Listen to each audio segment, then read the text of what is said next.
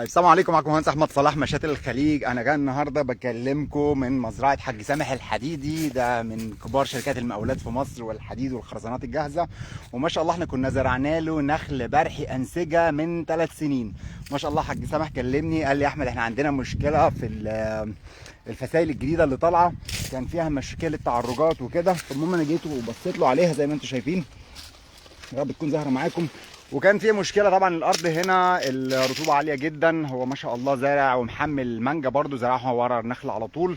وقلت له يعني ايه رايي الشخصي، لازم ايه هنشتغل فطري مع بورون برده عشان التعرجات دي. والمانجا ما شاء الله عامله ازاي؟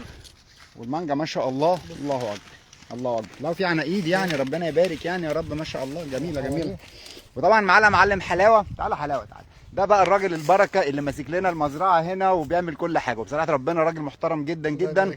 واي توصيات سواء انا او اي حد من المهندسين القائمين على المزرعه، الراجل بصراحه ربنا ما بيتاخرش يعني. ربنا يبارك لك على كل التفاصيل اللي هم بيعملوها. ربنا يبارك لك يا رب حلاوه. انا عندي نخله اللهم صل على النبي لسه هي عمر 3 سنين، انسجه ما شاء الله، فيها 3 جنيه واتبلح 8 ما شاء الله، فيها 8 وما شاء الله. بص تلجيح 10 على 10، ما فيش نخله منها بايظه. انا اللي منجحه برضه. ربنا يبارك لك جدع، ما شاء الله تسلم ايديك، الله اكبر ما شاء الله. بص البلحه ما شاء الله ما فيش يعني فيها شيصه ولا فيها حاجه خالص. ما شاء الله. ادي 1 2 3 انت عندك ادي اللهم صل على النبي، دي 5 اهم 6 7 و8 ورا، الله اكبر وما شاء الله. وتلقيحها حلو جدا جدا جدا. الله ينور عليك يا حلاوه، ربنا يبارك لك يا رب ويوسع عليك. 10 فدادين وفيهم نخل، فيهم 400 نخل ما شاء الله، الله اكبر. ربنا يبارك لكم يا رب ويوسع عليك يا رب.